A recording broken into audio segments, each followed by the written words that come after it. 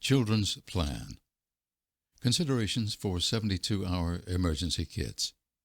In addition to supplies needed for a general disaster kit, you may need to add several things to the kit for your child with special needs.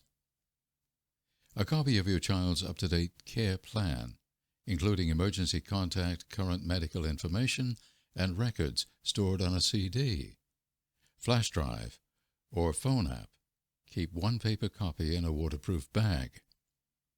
Extra contact lenses, glasses and lens supplies, batteries for hearing aids, and communication devices, special dietary foods and supplies, items that calm or entertain your child, identification to be carried by each child in case your family gets separated, proof of service animal status to ensure a service animal can go with you into a shelter, a generator for backup power support due to deadly fumes.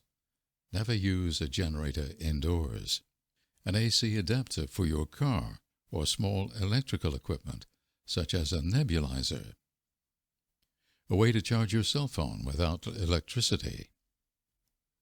Battery-powered versions of medical equipment your child uses. Manual wheelchair or other non-electric equipment. A 2-week supply of medical items your child uses on a daily or weekly basis. At least a 3-day supply of medications. 14 days is ideal. Cooler and chemical ice packs for storing medications that must be kept cold.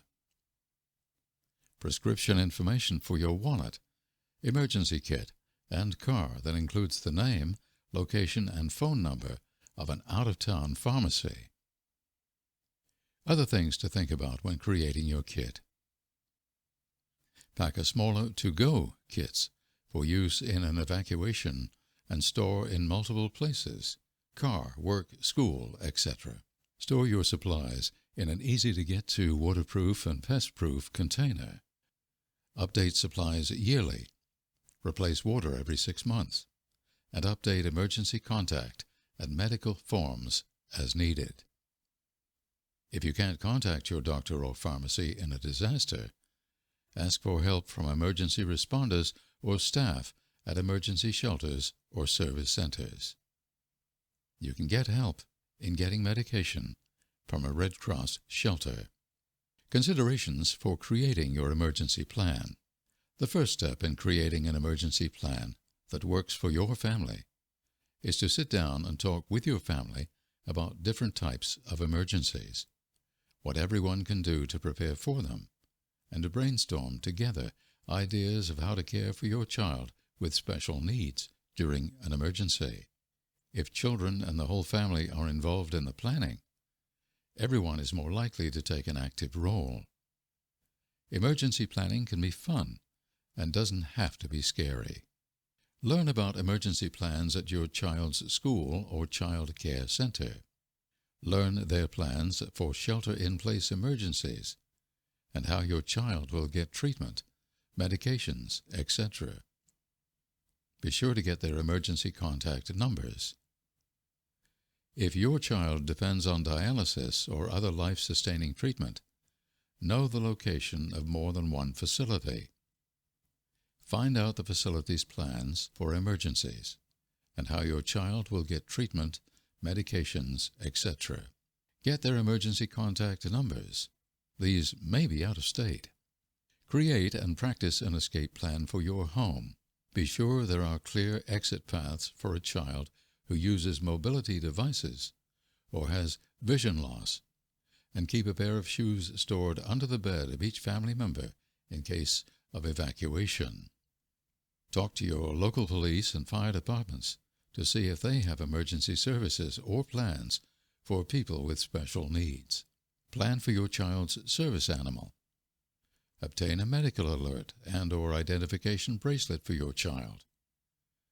Know where to tune into your local emergency radio station or TV network, NOAA weather radio, or city, county info to get information in the event of a large-scale disaster. Plan for and get supplies for the types of natural disasters that may be in your area. Other considerations.